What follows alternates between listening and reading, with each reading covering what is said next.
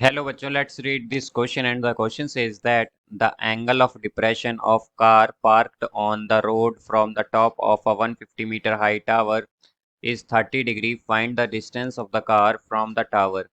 तो आइए बच्चों इस क्वेश्चन को यहाँ पर हम सॉल्व कर लेते हैं। इस क्वेश्चन में हमसे कहा गया है कि जो एंगल ऑफ डिप्रेशन है एक कार का जो जिसे कि पार्क किया गया है रोड पर 150 मीटर हाई टावर से वो है 30 डिग्री।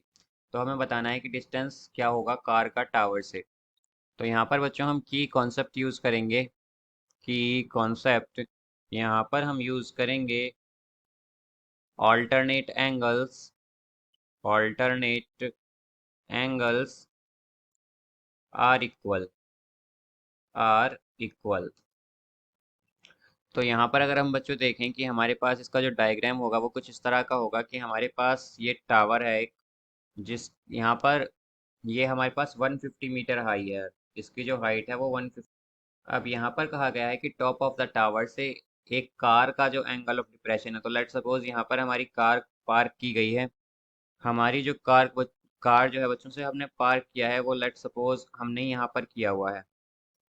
अब इसका जो एंगल ऑफ डिप्रेशन है हमारे पास, एंगल ऑफ डिप्रेशन है from top of the building, वो है हमारे पास यहाँ पर बच्चों 30 डिग्री बेसिकली।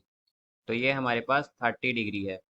अब यहाँ पर हमें बताना है कि जो डिस्टेंस होगा कार का वो क्या होगा फ्रॉम द टावर। तो ये बच्चों इसे मान यहाँ पर ये 90 डिग्री होगा, इसे हम ए मान लेते हैं, इसे बी मान लेते हैं और इसे सी मान लेते हैं, इसे यहाँ पर एक्स मान लेते हैं।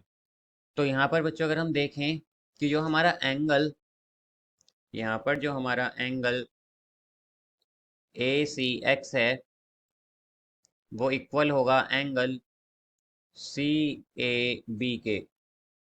सी ए बी के बिकॉज यहाँ पर ये दोनों क्या हैं, ये ऑल्टरनेट एंगल्स हैं और हम जानते हैं कि ऑल्टरनेट एंगल्स जो होते हैं ये इक्वल होते हैं। तो ये हमारा इक्वल होगा 30 डिग्री के। 30 डिग्री के। तो यहाँ पर बच्चों एंगल सी ए बी आ जाएगा हमारे पास 30 डिग्री। अब यहाँ पर हम जानते हैं कि हमें निकालना क्या है बच्चों, यहाँ पर हमें निकालना है ए बी। तो ए बी क्या है बेसिकली हमारे पास, ये हमारे पास यहाँ पर बेस है और हम जानते हैं कि बेस और बी सी हमारे पास परपेंडिकुलर है। तो बेस और परपेंडिकुलर में रिलेशन हमें मिलता है बच्चों टेन थीटा से। और तो टेन थीटा क्या होता है हमारे पास, वो होता है परपेंडिकुलर बाय बेस। तो परपेंडिकुलर क्या है यहाँ पर बी सी और बेस क्या है ए बी। अब यहाँ पर अगर बच्चों हम थीटा, ये है ए बी।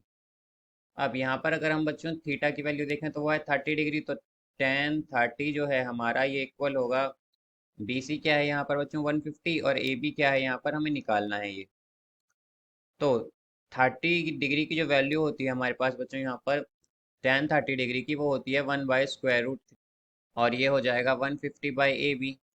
तो यहाँ से हम कह सकते हैं कि ए बी जो होगा हमारा वो होगा 150 इंटू स्क्वायर रूट थ्री। अब बच्चों हमारे पास जो स्क्वायर रूट 3 की वैल्यू होती है वो होती है 1.732।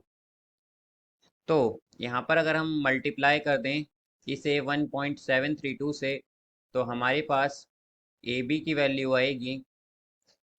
तो हमारे पास बच्चों यहाँ पर ए बी की वैल्यू आ जाएगी 259.8 मीटर।